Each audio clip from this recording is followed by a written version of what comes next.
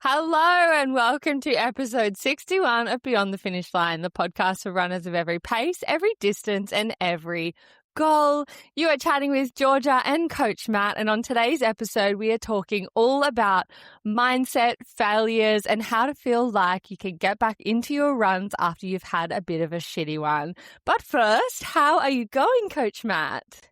Mate, I feel like this episode is tailored for me right now. I am coming off arguably my worst race of my life. That includes a DNF in an Ironman. So it's been a rough couple of days, but we're all good. How about you, G? We are like polar opposites today. I'm on an absolute high, which is okay. I'm going to try and like tone it down slightly because to not match your mood, but you know, I don't want to be over the top while you're feeling a bit shit. So I'm all right now. All right now. It's just rough weekend. Rough weekend, which we'll get into really soon. But yes, I am very good. Thank you for asking. Really good week. We may as well jump straight into our highs and lows. I'm going to do mine first, and then let's get to yours because I feel like yours is going to be. I feel like mine's just going to tail into the episode, so yes. We'll do yours, and then we'll just listen to me, my commiserations. And look, I'm going to introduce my own highs and lows. This week, I had a great run on Sunday, guys. I did 8Ks, which is awesome. Super happy with that one. Although I have also now found my limit, and my limit is 5Ks. So that is fine. I'm paying for it today. I'm very sore today. And that's okay. We learnt the limit, and now I'm not going to cross it. But had a great weekend. I've had a great week. I'm feeling good, helping a girlfriend out with like picking her wedding dress and stuff like that. So super fun.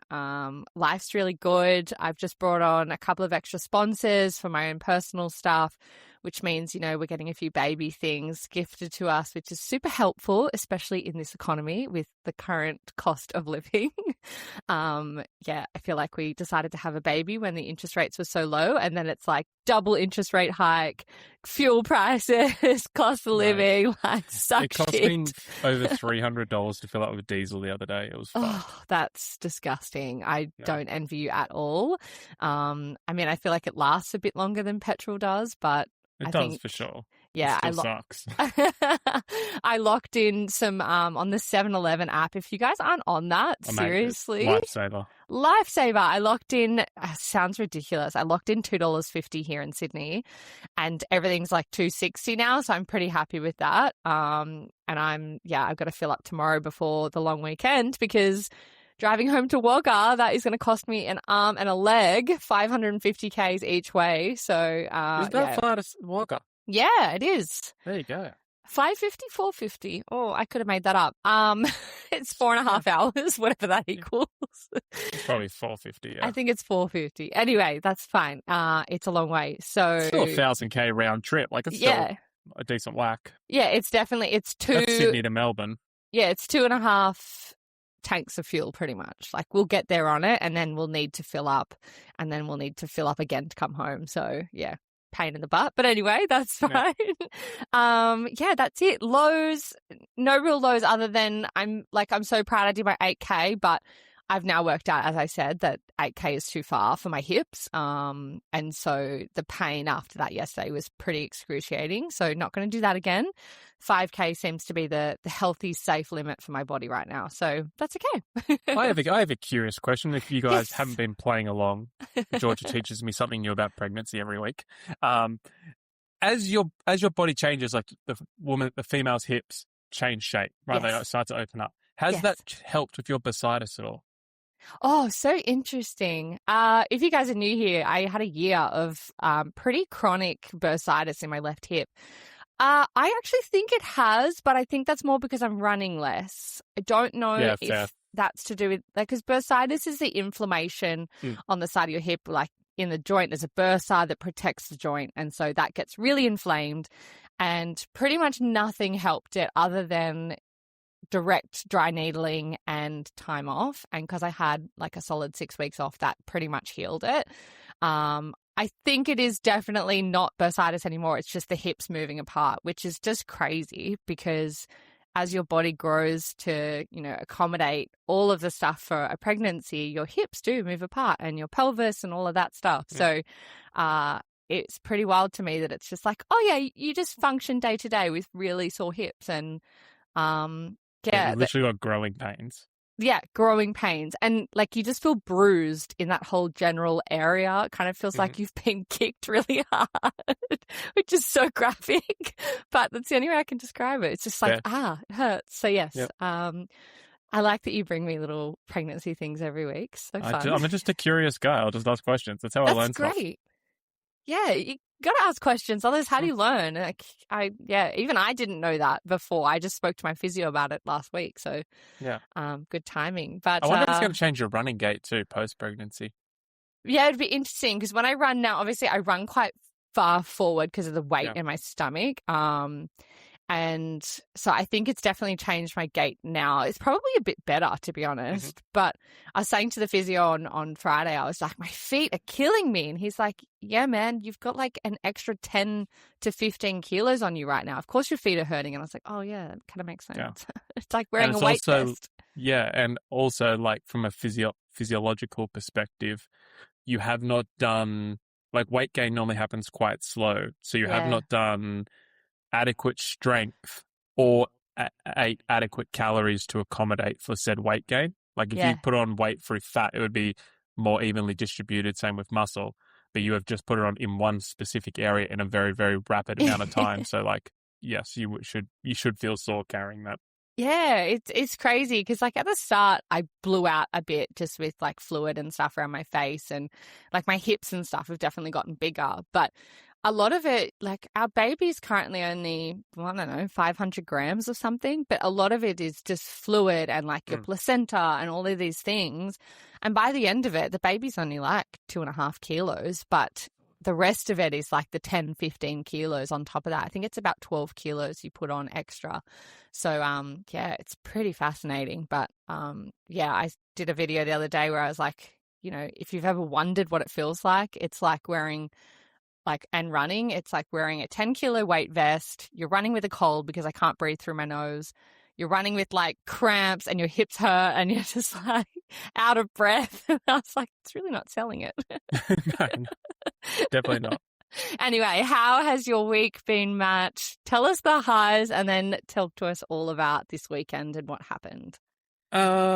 Let's go highs. I don't know if we mentioned we hired an operations manager. I can't remember if we brought that up, but yes, we did, but that's okay. We did. Meg, shout out Meg. Yeah, if you haven't had a shout out yet, there you go, Meg. So that's been cool. Do you know what my high was? It was actually at the race this weekend. Yep. I had three individual people come up and mention the podcast. 2 people mid-race. Really? One lady came up to me. I was so deep in the hurt locker at this point, and she even said, "I'm sorry, this is not the right time to say this, but I probably won't see you again. I love the podcast." She was wearing orange Hoka shoes and either a blue top or a blue 2x U top, something blue. That was awesome. Like you got me through like probably 3 or 4 Ks of having a bit of a high. So that was cool. Yeah. I apologize I didn't get your name. And if you did tell me your name, I was so deep in hurt locker, I wouldn't remember it. I apologize. Please tell us who you were so we can say thanks. But yeah, so 3 people mentioned the pod in like a little, like we're out in Lithgow. Like it was a very, very small, like local event. So that was cool. What, so 3 people mentioned the pod, which is, I mean, what was the race called again? Sorry? Ridgy Ditch. That's so Australian. Yeah. Oh, good. Okay, cool. That is a good high. That's awesome. Yeah. And then talk to us about the marathon you did. This is a trail marathon that you signed up to like a week before. Yeah, signed up to it on the Monday and it was on the Saturday. And he wonders why he had a shit race, guys. Well, to be fair, I am training for a 100K ultra, so a marathon should be doable. Are your long runs up to a marathon yet for the 100? No, that was the longest run I've done. Okay, yeah. I'd been like low 30s. I'd done 1 week of low 30s, had an absolutely horrific week of training. Yeah. Signed up for the marathon on the Monday and then did that. So I'd only had 1 30+ kilometer run leading into it. Okay, well that's not too bad, I guess. Look, it's not good, but like I also kind of knew what I I knew I had awesome training, and I was like, this is kind of like going to kick my ass into gear, and it did, but it also like broke me. It was fucked. Oh, talk us through what happened. Why did it break you? What did it feel like? So for context, it's 42.8 kilometers. So I fucking hate when marathons are like a little bit longer. There's this weird fucking joke in trail running, and I don't find it funny at all. But they'll be like, yeah, it's a 22K race or it's a 50K race or whatever, but it's like 58Ks. And they're just like, they just don't tell you. They just advertise it at 55. Everyone says it's 55. It's like 58. It's like, if you say it's a marathon, it's 42.2. I'm not taking a step fucking further. But for some reason in trail running, it's just this weird joke that everyone finds hilarious. Do you think they do it on purpose, or is it just because they can't map the course properly? It's a combination of both for sure. Right. But like Cosy 100, it was 108 kilometers. That last 8 kilometers, eat a dick. Like, don't want to fucking borrow it. 8Ks is a really long way to not be accurate. It's 8% out. Yeah. Like, what the fuck are we talking about? Anyway, so I was filthy about that. And there was nearly 2,000 meters of climbing. So for context, that's nearly 7 times more than the Sydney Marathon. And it was the most technical ascent and descent I have done. I think it was a harder race than the Cosy 100. Oh my God. Just because of the technicality, and you like I said, I'm not a great trail runner. I am okay, but like there was a lot of stuff there that was just unrunnable, and it was just hiking. It took me 6 hours 45 minutes to do a marathon. Okay, like, for context. Yeah. I'm also dealing with a couple of injuries that have been like a little bit niggly that got quite bad during that. So I pretty much walked the last 6Ks, which again isn't unusual in trail running, but that definitely blew out the time a little bit. Yeah. Oh my gosh. So when you say like it's super technical, is that just because it's not like a path and you've got to kind of know how to navigate the terrain, or what does that mean? Correct. Yeah. So like a super like a goat trail or like an old roo trail or something. There'll be loose dirt, rocks, tree roots. Some of it might just be like a rock face that you've got to like slide down. Some of it is like almost legitimate rock climbing where you're like hands and knees like crawling up walls and stuff. That's part of like the event. So it's, if you haven't, not all trail runs are like that. Some are just like a dirt road and you're just running down it, and it's like trail running. I'm doing air quotes for people who are just listening. But this is almost like bush bashing trail running. Okay. And is this course known for that, or was that not something you knew going into it? So this will be interesting for fucking everyone, just to show you the mood I was in going into this. And the mood you're still in. The mood I'm still in, still fucking filthy. So I knew nothing about the event. Sam picked it out quite a way away, wanting to do the 22 or 20, can't remember what it is. And I was like, beautiful, I'll go down, spectate. I'll be like in the middle of UTA training. I'll just go do my own trail run. I'll have a training run in the Blue Mountains. It'd be great. Knew nothing about the event, didn't do any research. Brenton, Sam's brother, messaged me and goes, "You want to do the marathon?" I was like, fuck it. All right, I'll do it with you. So Bren and I are pretty similar fitness, skill levels, everything. Like we're very, very similar. And I was like, if you're doing it, I'll do it. Why not? I'd signed up on the Monday. On the Tuesday, I went to my trail running squad. So like the guy who's coaching me. And I'm probably the worst trail runner in that group, like by a pretty considerable margin. And quite a few of those boys were doing different distances at the event. I just mentioned, I'm going to do the marathon. And all of them just stopped and went, why? And I was like, what do you mean? And they're like, that's the worst distance. That's worse than the 50. It's worse than the 30, worse than the 20. I was like, how much worse? And they're like, consider it. Like, it's horrific. It's the worst run you can possibly do. We won't do it. And I was like, and you guys are way fitter, faster, more technical runners than me. Yeah. And they're like, it's horrific. You're in for a world of hurt. So I just had that sitting in my head for 5 days leading into it.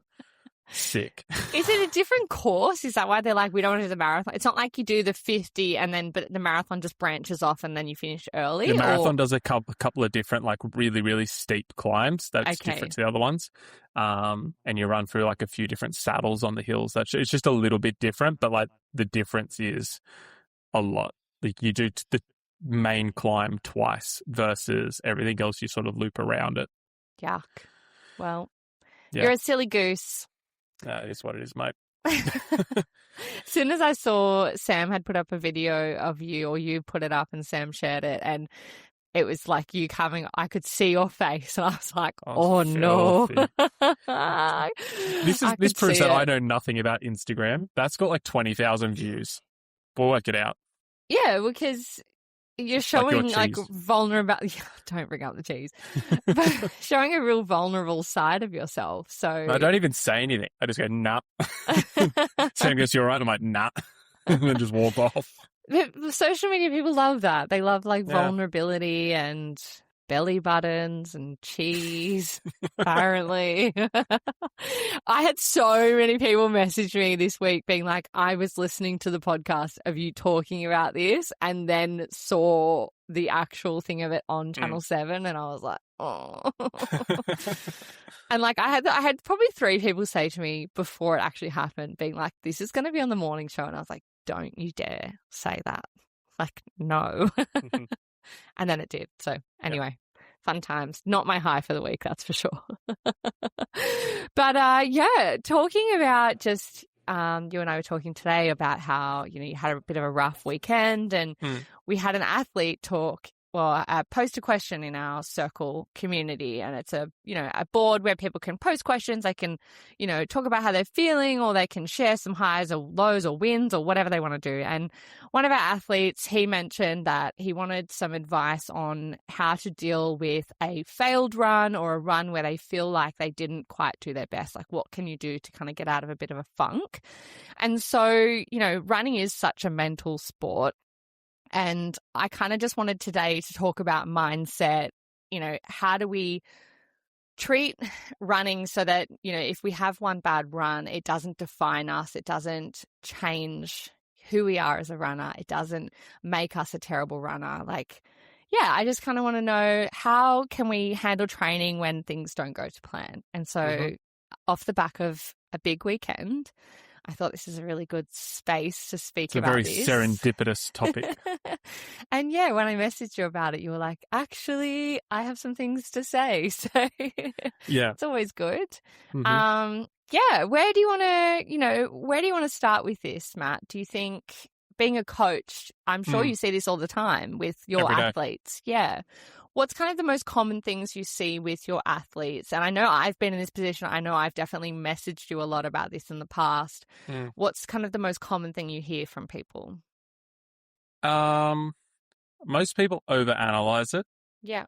And they get caught up in the reason why. And sometimes there is no reason why, which is a really unique thing about running. Like, sometimes you just get out of bed, you've had a great night's sleep, you have perfect breakfast, you've caffeinated, you put your shoes on, and it just doesn't happen, right? Yeah. And it's just one of those runs. And then for other reasons, you have a 2 hours sleep, you have 4 double espressos, you put your shoes on, and you're like, I could run a marathon today, and it's effortless, right? Yeah. And we've all had those runs, but both sides of it. So most people try and justify it, whereas I don't think it is something that needs to be justified. Like, if I look at my Training Peaks comments from people's, like the feedback they leave on things about, it was too hot, it was too cold, didn't get enough sleep, didn't have breakfast. Like, there's always a reason why. Whereas I just don't think it's that cut and dry. I think there is a lot where it's just, there is no reason, and that's fine. Yeah. I think more often than not, people come up for a reason in their head while running, and then they talk themselves into it. Yeah. And by the end of it, they've justified it to themselves, and that is the thing. Yeah, it's so true because I have been there before. There's a lot of your athletes at the moment that I follow on socials, and they all have a big marathon coming up. And so they've Yep. just done your very famous session called the Big Daddy. And The Big Daddy, yeah. this session, guys, you would have heard us talk about it before. It is a 36-kilometer long run that's made up of 3 by 10 Ks at marathon pace with a It's slight. filthy. Yeah, with a small float in between. And the float is kind of your little bit of a breather where you're running just slightly slower. And so this session is hectic. It is really, really hard. And I was talking to one of Matt's athletes today, who's a friend of mine as well.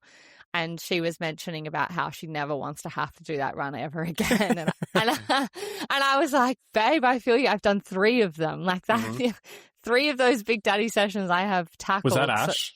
Yeah. Yeah, Ash messaged me and I was like, it sucks, but it works. It sucks, but it works. And that's how I fully agree that is how I got my sub 4. Like I was very prepared. And, even with her, she said like it was a really tough session. And I'm sure there was moments within that session where she found herself doubting her ability and doubting how am I going to do this pace over 42 kilometers. And, no matter what your pace is, everyone questions that ability. And I think a lot of runners treat one bad run like it's a reflection on them as a whole and their fitness. And I guess what is a way that people, when they're on that run, where it is that defining moment where they go, this is it, I'm a terrible runner, and they start to question themselves. Is there a way that you recommend that people can like pull themselves out of it? Or do you think they just need to ride the wave? It's a combination of a few different things. Like one of my famous sayings for my athletes is one hot day doesn't make a summer. So if you have one, but did you die? Oh, but did you die? Yeah. That's if someone's really complaining. I'm like, I don't care. Like, did you die? No, shut up and get your shoes on. So one hot day doesn't make a summer. I love that. That's really cool. Yeah. So one hot day doesn't make a summer. More often than not, athletes really struggle to use another analogy, see the forest through the trees, right? Like you are so it's your job as an athlete to be present in the session doing the thing. And it is so difficult to see outside of that. Yeah. So if you have one bad session, it's so hard to think back to the previous Saturday where you absolutely crushed it. Like that is so far. That's 4 or 5 sessions ago. Like you can't remember that. And they just get so caught up in that in the moment thing. So one thing I really encourage athletes to do with that, especially if they maybe strung 2 or 3, not bad sessions, but just like where they're doubting themselves or questioning things. I'll go to Training Peaks and I'll just show them like green, green, green, green, green, green, green, green, green, green. So green is like a completed session. And I'm like, hey, look, all of this is confidence. Like brick in the wall, brick in the wall, brick in the wall, brick in the wall. Like, and I can scroll back for months with some athletes and be like, all of this is how you pull yourself out of it. Like this is proof that you can do what you say you can do. That's like my big one is I look at historical data, and one of the things that I think makes me a good coach is I'm very logical, and I'll just be like, look, 1 red, 17 green. Like then it's just math, right? So just because you didn't hit the nut paces on this, or you didn't get the distance, or you pulled out halfway through, like that's okay. We got all of this stuff backing us up. So I'm a big fan of looking at historical training data to overcome a one bad session. Yeah, and you need to fully remove the emotion out of it and look at the data like you just said. Like, and that can take time. Like I'm probably only now, and I am 48 hours removed from my race, and I know like the emotions, I know what to remove, and I'm not a particularly emotional person. But I know all of that stuff, and I'm still 48 hours removed before I can look at it logically. Yeah. So someone who maybe like Georgia, who is definitely more emotional than me, she might need 72, 96. She might need a full week before she can go back and be like, okay, like what actually went wrong? And I know when I was coaching Georgia, obviously she's coached by Anthony, one of our other coaches at the moment. Sometimes I wouldn't give her feedback for 5 or 6 days. Yeah. I just had to sit there and wait, because even if I gave it to her, she wasn't in the state to process it. So it's very important to know like who you are as a person and how you process information as well. Yeah, I definitely take longer, like you said, to process runs that are bad. And I need a little bit of mix of like, I just need to sit with it for a minute. And yes, it is just a run and it feels like it's bigger than it should be, but it does emotionally take a toll on you. And especially when you're in a big training block, you know, you really... 'cause you're working so hard to something. So hard, and it really pulls you into it. You're like, oh, that was terrible. I'm terrible. And you really spiral into that negative self-talk. And yeah, you're so right. I definitely would take a bit to kind of be able to see, as you said, the forest from the trees. And I'd have to really sit back and think, okay, it's one bad session, not a bad training block. And the thing that's always got me through my training, and it has for the past 3 years and all of my marathons, is this thing called the rule of thirds. And so the rule of thirds isn't a new concept, but it was popularized by an Olympian called Alexi Pappas. And I'm just reading this because I don't want to get anything wrong. And so it's a mental framework for training that suggests when you're pursuing a big goal, a runner should expect your training sessions to feel roughly and fall into one of 3 categories. And so anytime during my training where I felt like I had a bad session, I always reminded myself of the rule of thirds, or my friends would remind me of the rule of thirds. And so the 3 categories are, you have 1/3 of your runs will feel amazing and you'll feel on top of the world, like you've absolutely smashed that run. 1/3 will feel okay. They'll kind of be like, it wasn't good, wasn't bad, it was a run, I got it done, go me. And then 1/3 of your sessions will feel shit. And if you prepare for that and you know that it's okay that some of them are going to feel really, really average and really crappy, I feel like you can get through any training block because you're more mentally prepared for it and you're not getting such a shock when the crappy run comes. And that comes down to just being tired. You know, you're stressed, you're probably not eating as normally as you would and things like that. And so I've always loved the rule of thirds. That's really helped me. And that's something that I use when I'm out on my runs and I'm having a kind of a bad session. As you said, Matt, you like to analyze things and that's how your brain works. My brain works like, I need to remove the emotion. Here's the kind of stats. Everyone else feels this. So this is kind of what makes me feel and what feel good and what works for me. Yeah, for sure. And the rule of thirds is great for that beginner to intermediate phase, because I feel like if you maybe haven't gone through a marathon block, or maybe you haven't gone with a coach and maybe a coach has pushed you a little bit harder than what you used to, you're not used to having sessions go bad. Like if chances are when you finished your first one, you only ran when you felt good. And if it didn't go good, you're like, that's okay. Like I'll just pull the pin, and you don't even really remember it. When there's other people or there is expectations that you're putting on yourself, the stakes rise and that internal pressure comes a lot more. Therefore, the ups are way higher, but the downs are a lot lower as well, because you feel like you're letting other people down. So I think the rule of thirds is fantastic for, like I said, that beginner to intermediate, just to be like, even before they start a block, to know like, okay, I'm going to run 4 times a week, 16 weeks. What's that? That's 64 runs. That means 21, 22 of them are going to be shit house. Okay, sweet. Like I can chalk in that essentially 3 weeks of training is going to suck. Okay, fantastic. And it might just be one session a week. It could be a whole week of training. It could be any of those sorts of things. It could be 2.5 weeks for some people. If you're someone like me who's like super emotional, I always found that was a very good way to pull myself out of the state where I'm just like, but the session was really bad and I'm going to fail my training and, you know, oh God, now tomorrow's session's going to be bad. It really helped me to just go, it's one run, let's put it behind me and let's move on. And that's all like almost identical to how you always say, like, it's just another brick in the wall. Let's move on from it. You've done the run now. I don't want to talk about it. Let's move on. And that's always so helpful.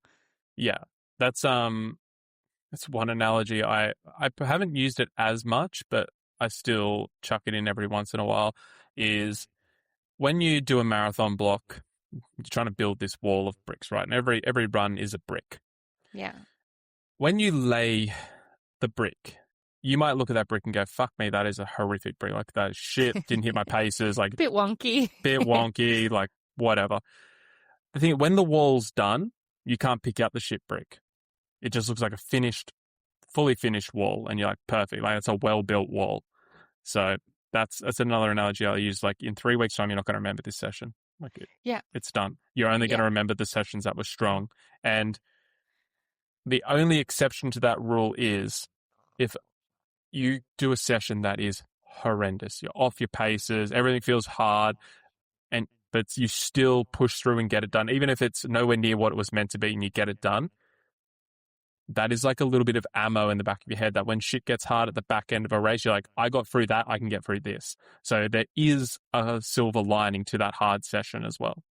Yeah, and I know you say you can't pick out the bricks that are shit, right? But I always kind of look at it like, I feel like, say the training block is made up of, like, as you said, 63 or whatever metaphorical bricks. Mm-hmm. And even if 20 bricks are a little bit wonky and a little bit funny and they're slightly off center and they're the ones that have been a little bit shit, I feel like you look at the wall as a whole and you go, that's a pretty fucking good wall. And that wall is got character. It's a bit fun. Like, it's not perfect, but I got through it. And you can kind of look back at those shitty runs and be like, wow, like I still got through it. And I think that applies to so many things kind of in your life. It's like some of the hardest things you've ever done, you've gotten through them and you're here today and you got through that. And it's the same with training. It's like you will have some of the hardest runs ever, but you will get through them. And if you don't, you just move on and it's not a big deal. And kind of, as I said before, like one bad run doesn't make a bad block.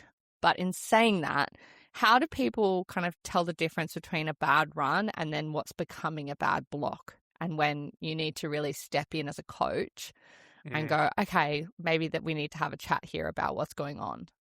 Yeah, so what I always do is I define what is going wrong. So is that you're struggling with the volume? Are you struggling with the intensity? And intensity could be split into the frequency that we are doing a pace or the pace as a whole.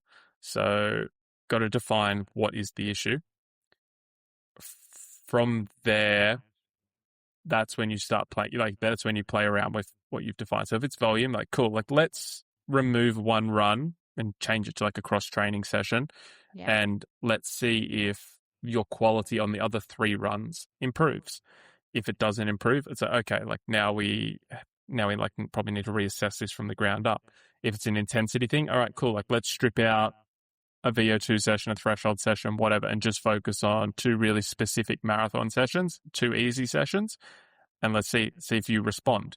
More often than not, athletes are just overdoing it, and especially in the beginner and amateur, and they're not focused on quality, they're focused on quantity, or even they're not focused on specificity. So, and when we go back to our zones conversation, like making sure we're spending the right time in the right zones. So guys, go back and listen to that episode if you want more context on that. The other exception to it is there's 2 exceptions. One is athlete feedback. So I always encourage my athletes to leave comments after every single run. Session went good, session went bad, A, B, and C reason. If I am noticing a trend in feedback, like unmotivated, tired, sore in particular spots, off the pace, and it's not like a Wednesday and then 3 weeks later it's a Thursday. It's like actually every Wednesday when Georgia does her tempo session, like she's saying like the pace just feels too hard, like I'm not recovering. It's like, okay, like let's have a look at this. The other part of it is for the athletes who don't, and this is a lot of our endurance athletes who are A-type personalities who don't necessarily want to admit that they need help, even though they've sought out a coach, or maybe the athletes who haven't sought out a coach, is when you just start seeing them take things into their own hands, like paces were too hard, so I just ran easy. And you're like, oh, that's a bit of a red flag. Or they're like, got halfway through a session, pulled the pin, like, I'm going to do it again tomorrow. And you're like, they're just like little red flags that on their own aren't anything. But when you look at it over, again, we talk about historical data, you look over 2, 3, 4 weeks, starting to establish athlete trends, you're like, okay, this is something we need to address. So I'm always looking for trends in athletes, and then you can sort of define if they're positive or negative trends. Yeah, and for you guys that like listening who don't have a coach, I recommend like if you want to keep a physical diary of your runs and kind of make notes on how you feel so that you can look back at your own comments. Get a free Training Peaks account. Thank you. That's what I was about to get to. I was like, or you could just jump on and get a free Training Peaks account and you can leave comments and you can go back and look at them. I guess it depends on what kind of personality you are, if you like things handwritten and whatever way you do it, it doesn't matter.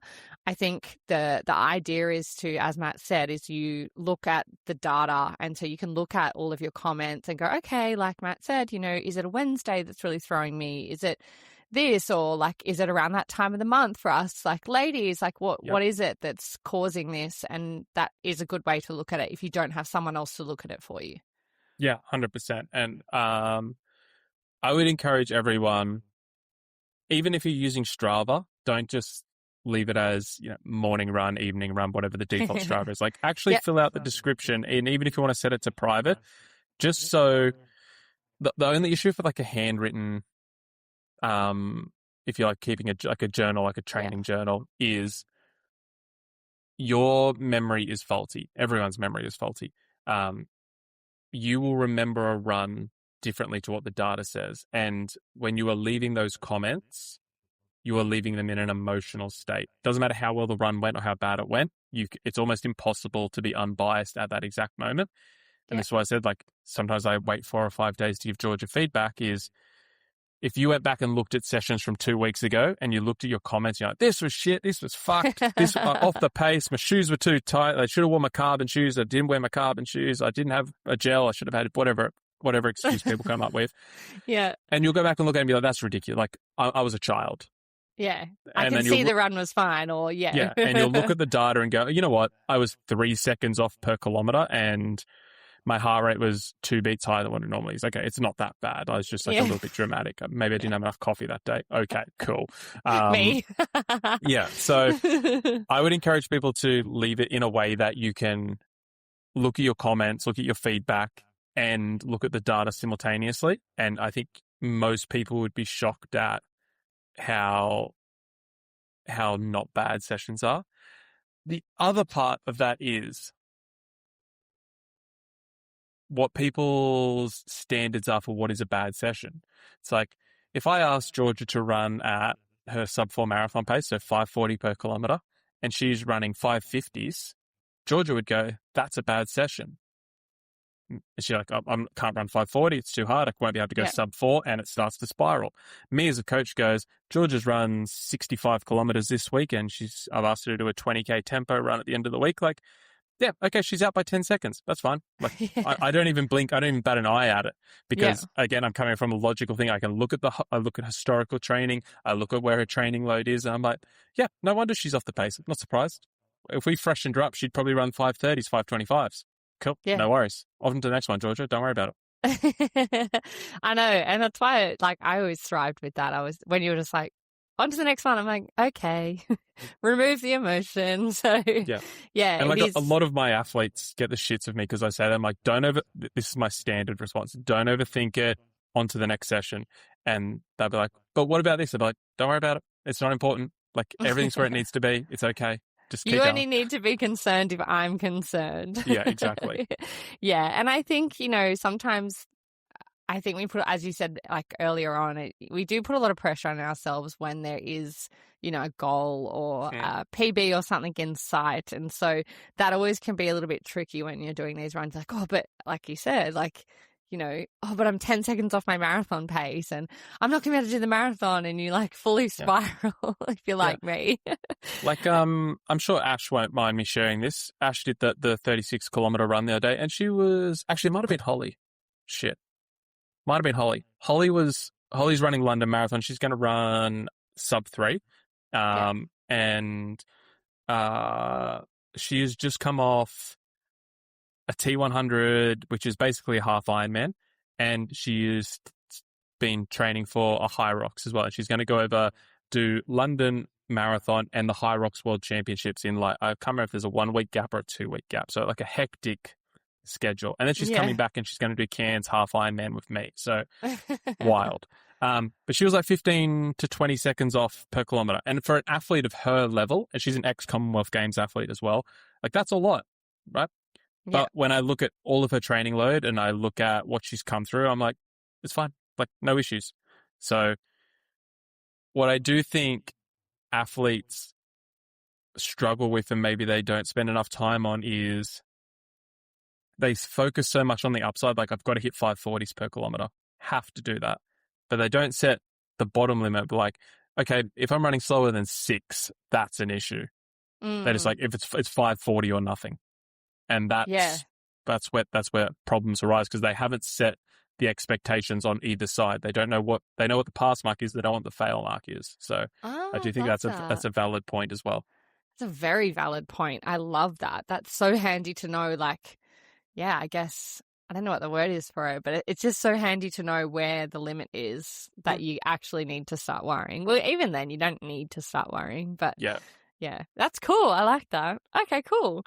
Yeah, was there anything else you kind of wanted to add in this, like building a better mindset around your runs and how to not feel like you've failed your training? I think the biggest thing people can take away from it is context for where you are at the training block. And I thought you might do like, I have this really, maybe this is my coaching background, maybe it's just the way my brain works, but if a race is not going to plan for me, I have normally fully debriefed the race before I've finished it. So like, and that helps me get through the last 5, 7, 10 Ks, whatever it is, because I'm not really thinking about how much pain I'm in. I'm just sort of cruising through it.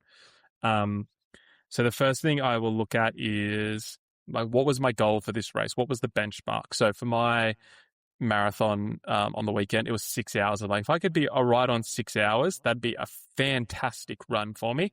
And I was like, 6:30 was like if things went wrong. And I went 6:45 or 6:47, somewhere in the 6:40 something. So something went wrong. And then I was like, okay, what could I have done to change it? And I was like, did I taper for this event? No, I did not. Did I? What couldn't you have done? Yeah, exactly. Well, yeah, exactly. Loaded question. But for people, it's like, what could I have done to change the outcome? It's like, could I have tapered? Yes. Was it smart of me to run 6 days this week leading in? So I'd done 80 kilometers of running leading into the marathon. I'd lifted all the way up until Thursday. So I'd done strength training all the way through. So like, all of those things, are they things I could have changed? Yes. Okay. Would I, and then I asked myself the question, would it have been worth changing it? And I'm like, no, like where I'm at in my training block, I needed to get that volume in. That stuff was a priority. This race was just for fun. Cool. So don't have to worry about that. Next, like, did I carb load? Kind of. I just ate a few more carbs on the Friday. Like, didn't do excessive carb loads. Like, could I have done that better? Yes. Okay. So heaps of things I could have done better. So should I be upset about the result? It's like, no, like I just listed probably 30 minutes to an hour worth of improvements just in 2 minutes of talking to myself. Like, okay, cool. Outside of that, was I prepared for the race? Did I do any research on it? Did I know the course? Did I know what I was getting myself into? Did I know the terrain? Did I know the weather? Like, I didn't even pack gloves and it was -6. Like, didn't do anything. Like, I couldn't have been more ill prepared for a race. And as a coach, it's highly embarrassing, but I do think it's like good context for people. This is a lesson on what not to do heading 100%, into a race. 100% it is. Literally a case study on if you did everything the complete opposite way you should be doing it, that is what happens. And you know, I came like 10th in my age group, so I could have come like top 5 or something, maybe even podiumed if I like did things properly. Anyway, you live and learn. Live and learn. So then I asked myself all of these questions, and then I just like give myself yes or no answers. Yeah. And it's like, number one, when you list it out like that without emotion and you just list the facts, you're like, no fucking wonder it went bad, dickhead. Like, right? And then you ask yourself the question, why am I upset it went bad? And it's like, part of me is because I know I can do better, but part of me is because I didn't tick all of those boxes that I normally would. Yeah. So I'm angry at myself.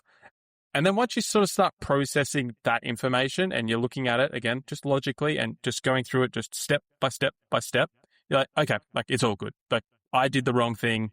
No worries. Take full accountability for that. Next time I do that, this is what I will do to fix it. And you can apply that right down to, your park run on a Saturday. Be like, you know what, maybe I shouldn't have been out drinking piss all night with the boys and just got up and went for a run. And so like you can break that down to as easy day-to-day routine as you can. Did I go to bed on time? Did I eat properly? Did I hydrate? Did I, was I off my phone 30 minutes before bed? Or whatever your routine is, like going through your checklist and be like, okay, there's 7 things I didn't do. No wonder I didn't perform. Yeah. Cool. I'll fix 5 of those 7 things and I'll be good as gold. Yeah, and you could be like Matt and do it at the end of the race while you're still running. Or you could be like me and you need to Running's process a loose it. term. Loose term. Oh, you could be like me and do it like a week later. And that's, I've always done that when I've processed my runs. It takes me a few days, For sure. And I think, as Matt said, it's just make sure you're really looking at all the different things, remove the emotion, and then that way you can kind of give yourself a bit of slack too. I want to correct you on slack. Accountability. I want runners to take accountability, and that doesn't mean you beat yourself down like I might do. Yeah. That just means like, okay, I did A, B, and C wrong. I acknowledge that. I will fix that. Like, it's not like I did A, B, and C wrong. I'll get them next time. It's like, no, like, what are we going to do? What are we going to do to fix that? Yeah. So this is like that easy and slow thing. I think it's like important to like define it. Be like, no, we don't give ourselves slack. We are accountable for our actions. We fix them. We improve. Like that's the whole point of being an athlete. So yeah, just want to nail down on that one. See, guys, I am you guys, and then we've got Coach Matt, and this is why I am the representative of all of our listeners. The common people. We're the little peasants over here, and Matt's like, no. But I love that, and that's all really helpful advice for everyone listening, and hopefully, they can take away a few really good key points from this. Yeah, and I will just add to the one other thing is the reason the elite athletes are good at what they do is because they have really, really fast feedback cycles. So if something is wrong, something doesn't go well, it's corrected immediately. Okay. The longer the gap from when something goes wrong to when you fix it, the slower your rate of learning, the slower your rate of improvement. So that doesn't mean this is right or wrong, but for someone like Georgia, who it might take 3 or 4 days for her to wrap her head around what went wrong, how to improve it, versus, say, me, who has solved the problem before I finished the race, I have a 4-day head start on Georgia. So if you imagine Georgia and I were identical twins, I finish the race, I have solved the problem. Georgia takes 4 days to solve the problem. I improve 4 days faster than Georgia. Like your rate, your ability to remove emotion and go through that feedback loop will increase your rate of improvement exponentially. So it's just it's a valuable tip. Yeah, it's definitely something I always have to work on. Is just like remove the emotion, move on quicker. Like there's no point dwelling on it, and so so true. It's so true, and you get a head start on everything because you're not worrying about the last couple of 3 days prior. You're actually just worrying about being in the moment. So yeah, super cool. All right, we should jump into some listener questions. I have a couple here for you, Matt. We have a nice, juicy one from our listener, Jeff, who is very known to ask a great question. Jeff, I don't know if you know that reference. Please tell us if you do.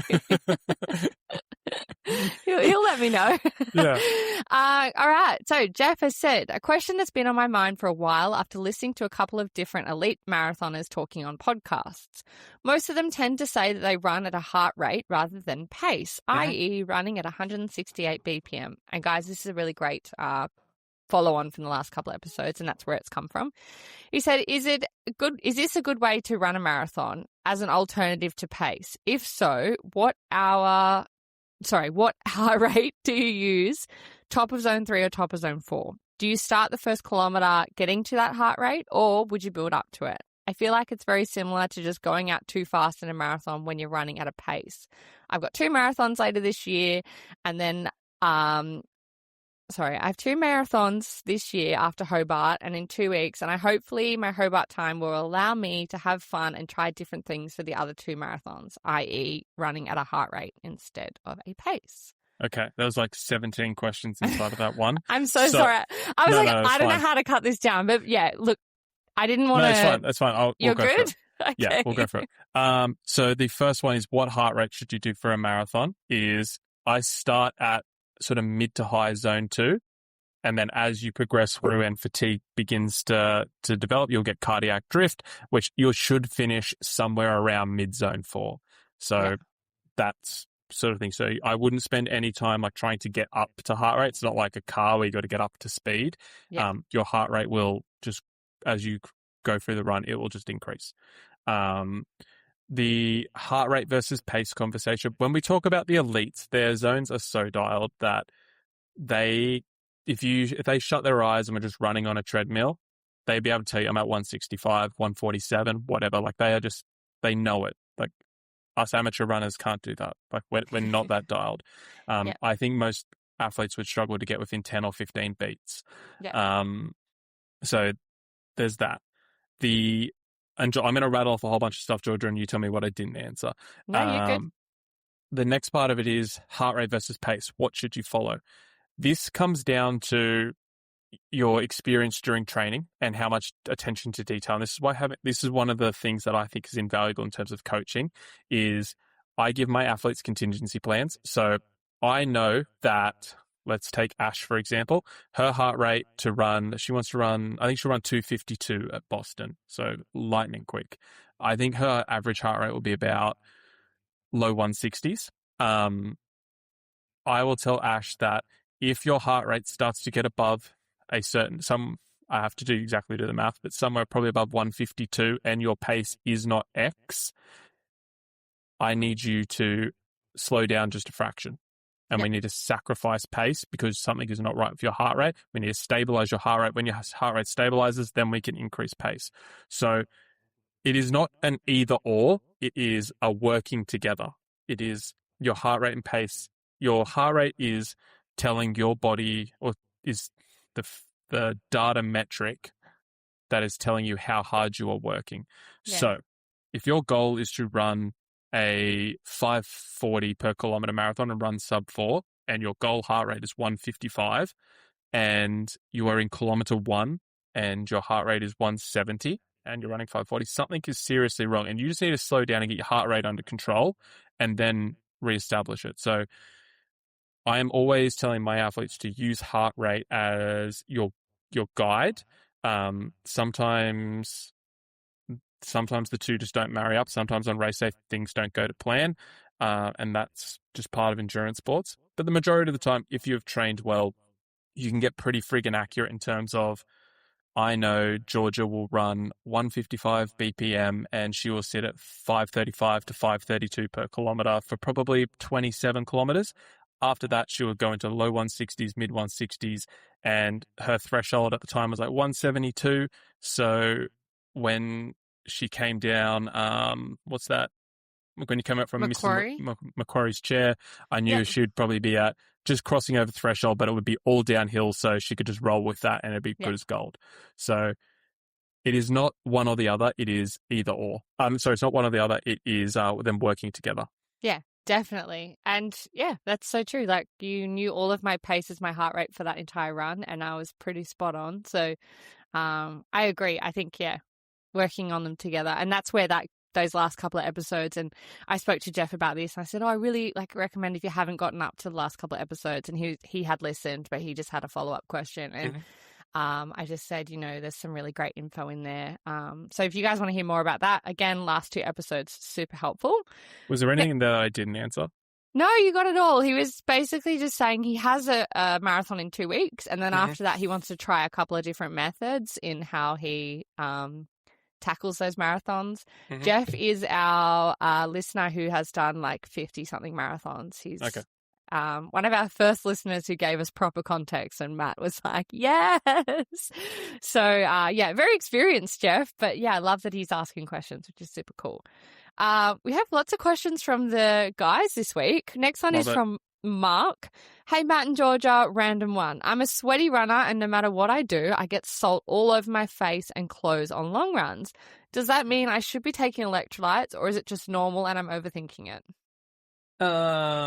As a fellow, I'm in like the top whatever percentile of salt and sweat. I think I lose 1.8 liters per hour, and I'm like 1,400 milligrams of sodium. So I'm like nearly triple what the average person is. Yeah. Which is hectic for Iron Man. But so I can remember my stuff after the weekend was just caked in salt. So should you be taking in electrolytes? Almost definitely. Something to keep into consideration is the sodium content. So is this Mark? Yep.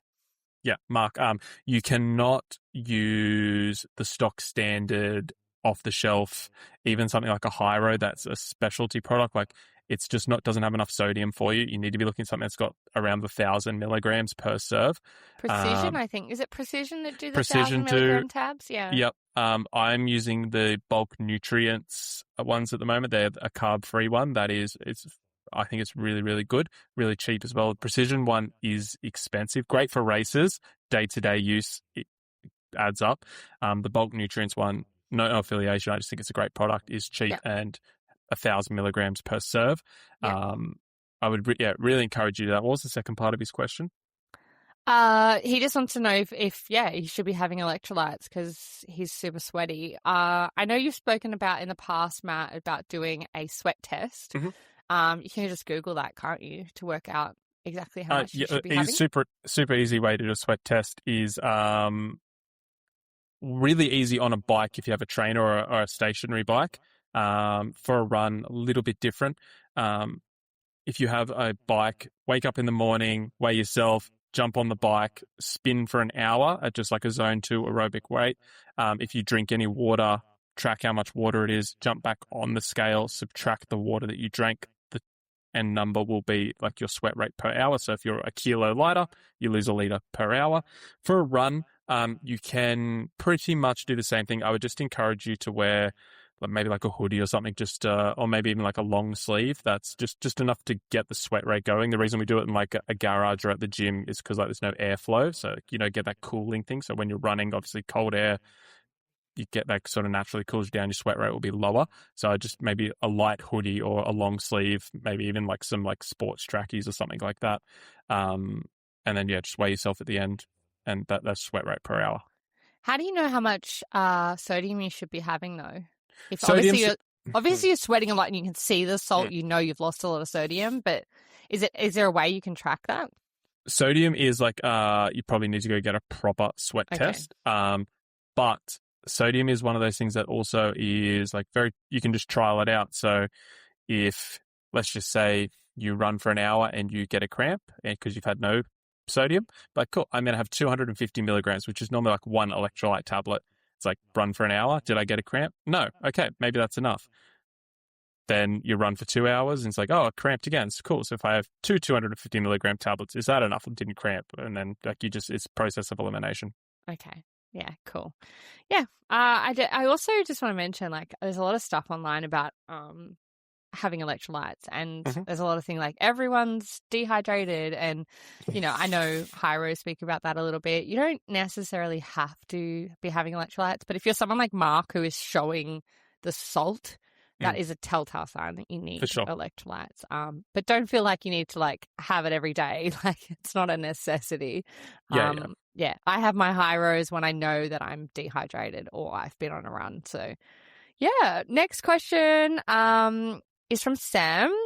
Says, hey guys, love the pod. I started doing early morning runs before work, and I swear my body takes 3Ks to wake up. The first 10K feel absolutely horrific, and then suddenly I feel really good. Is there a way to warm up properly without wasting half the run feeling like a dead fish? Yeah, I am a big warm-up guy. It's pretty normal, like most athletes don't, especially the rec runners who they got to get their run done before work. They might not have 20 minutes to warm up. Like, they've just got to get in, get it done. Like, that, sometimes that just sucks, right? And it's tough if you do not have the time available. But I always just am doing leg swings, hamstring swings, anything to warm up my adductors or glutes, 2 to 3 minutes. And then I will really just try and do some shuttle runs. So 10 to 15 meters, and I'll just do like a 1 out of 10, a 2 out of 10, a 3 out of 10. I might do a couple at 3, a couple at 4, a couple at 5, a 7, an 8. And then I probably would never get into a sprint, but like an 8, so like maybe a 10K sort of pace.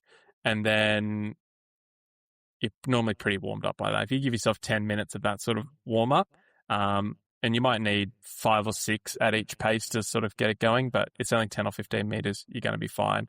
It's really, there are a whole bunch of like different metrics you could use to do like a scientific warm up, but if we're just talking like you got 15 minutes, an extra 15 minutes before you got to go to work, like that's the easiest way. Just some shuttle runs back and forth, 10, 15 meters, increasing pace up until about 10K pace, then you should be good to go.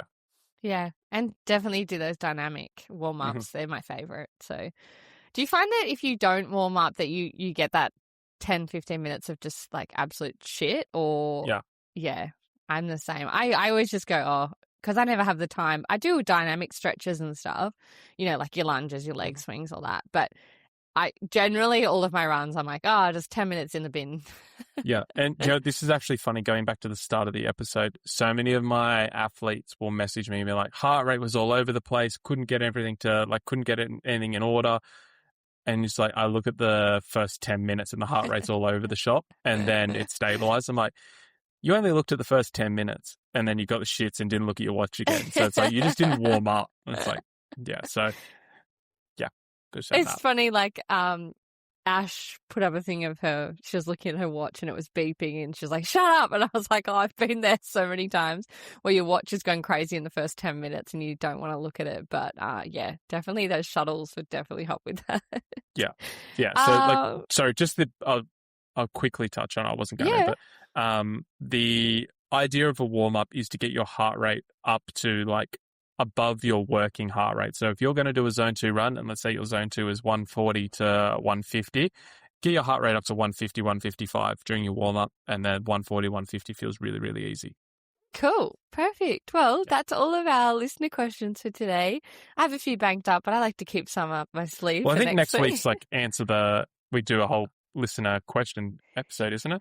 Yeah, next week we're due for one. So guys, jump in our DMs and let us know what you'd like to hear on our listener question episode, and I will make sure I add them to the list. Our list is always quite long, so get in, and I'll pop a little box up on our stories as well to accompany this episode for next week. But thank you so much for listening. This has been episode 61 of Beyond the Finish Line. Make sure you head over to Instagram and follow us at Beyond the Finish Line _pod. Head over to wherever you get your podcasts. Like, subscribe, download, share it with a mate and let them know how much you love us. And as always, if you'd like to be trained by the best, Coach Matt or even Coach Anthony, our other amazing coach, make sure you jump over to performanceproject.com.au or hit us up on socials and let us know that you would like to book in a session and have a chat. We are here for you, and we can't wait to bring you episode 62 next week. Thanks so much for listening. Hooroo. Bye.